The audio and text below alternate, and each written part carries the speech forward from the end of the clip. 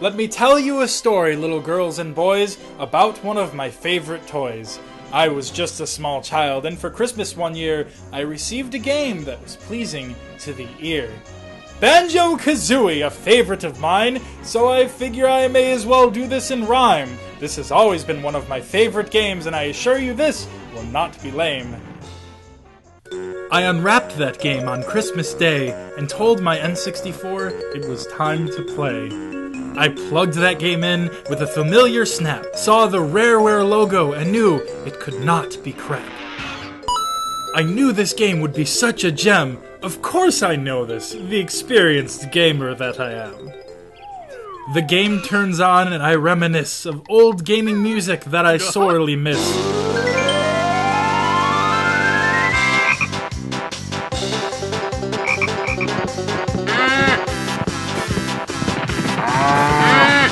The overworld has an interesting tone. It shifts its style from zone to zone. It holds on to its melodic core and never ever becomes a bore. Every new level has a unique sound, but it isn't only the levels where this can be found. What you hear around you lets you feel like you're swimming in water or walking on steel. You hear the dampened tones and cheerful chimes that lets you feel where you are at any time. This, little ones, is called theming, a masterful art that leaves me beaming. You feel the game you're immersed within from the moment that the game begins. It's something every soundtrack needs, or else lazy design will supersede. Attention to detail makes music great. It's something you can appreciate. For example, in Treasure Trove Cove, where the snippets rove, the steel drums remind me of sand.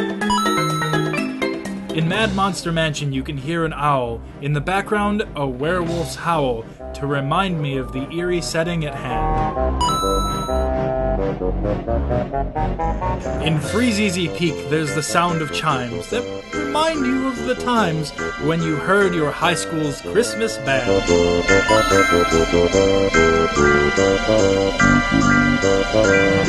You see, this music is all about mood, and if I could be crude, I think it's pretty freaking grand.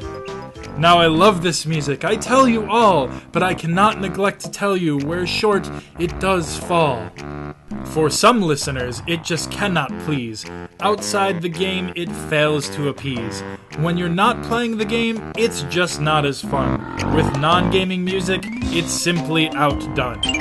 It's unfortunate that it seems to dote, and nostalgia keeps the music afloat. Grant Kirkhope wrote the music here, and his inspiration you can find fairly near. An old jingle about some bears, you can hear a melody that it shares with all the music in Gruntilda's lair. A great nostalgic tune with a creative flair. Gather there for certain, because today's the day the teddy bears have their picnic. And that, boys and girls, I say without shame, is absolutely one of my favorite games. The soundtrack is great, its age doesn't show, and for atmosphere, it really does flow. And that's what I think of Banjo-Kazooie. But what of the soundtrack in Banjo-Tooie? Perhaps that's a story for another time. Good day, and have a happy holiday.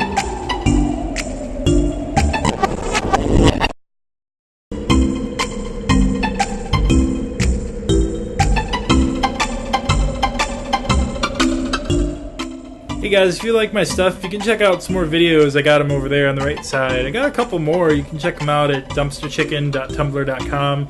I got a Facebook page. You can like that. You can subscribe on YouTube's and, you know, like my stuff. And ReZ? Gotta mention ReZ?